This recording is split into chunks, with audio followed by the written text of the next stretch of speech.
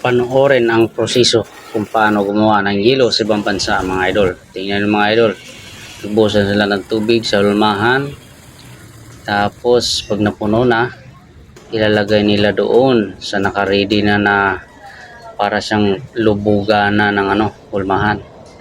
Yan parang sahig lang, binubuksan, ilulubog dyan sa parang ilog na bagong ulan na kulay yelo yung tubig.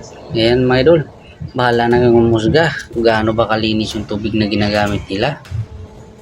Yan mga lods, lah pati yan, tapos tatakpan lang yan. Pagkatakip, ayan pang iba ilulubog sa kulay dilaw na tubig. Yan yung paggawa ng yelo.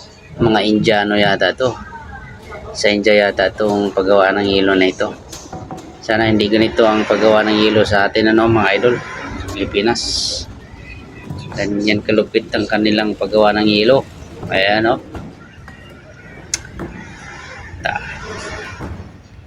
ayan, tinakpan na ni kuya.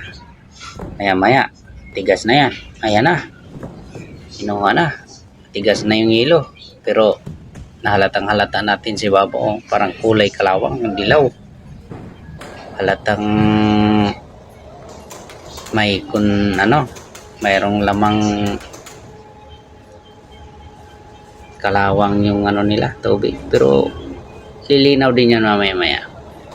Isasawsaw lang yun din sa tubig din Tingnan mga lods, sinasawsaw nila sa tubig. Yan, sinasawsaw nila para na umalsa yung yelo. Yan lumabas na yung ulo. Tapos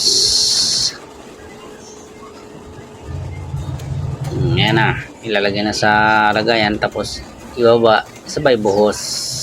Ayan na, buhos na nila yung yelo. Naglabasan na malinis naman pala, maputi.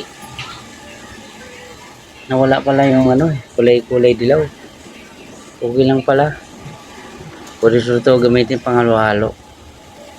Pero kadalasan sa isda to mga lods, sa dami niyan. Ayan tuloy nilang binubuhos sa mga blog-bloging yelo. Ngayon ipapasok naman nila sa storage, stock nila dyan.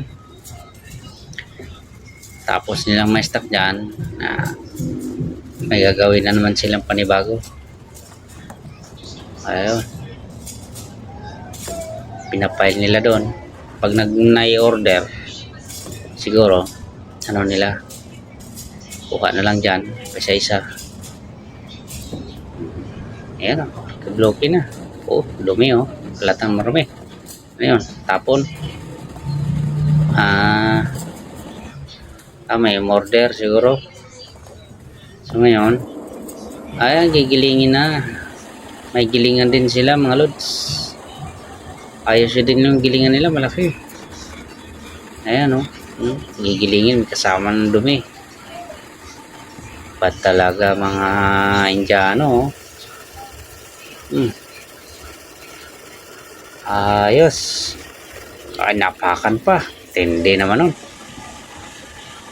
tapos ihalo yan sa siguro kung isa-isda lang yan okay lang, kasi hugasan pa naman yung isda sa isda yata siguro to gagamitin. Ayan yun finished product na yun durog na.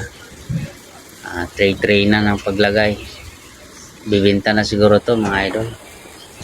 Ayan pinaka-finished product nila mga idol. So thank you for watching mga idol. Sana may nakuha kayong kaalaman sa paggawa ng yelo sa ibang bansa.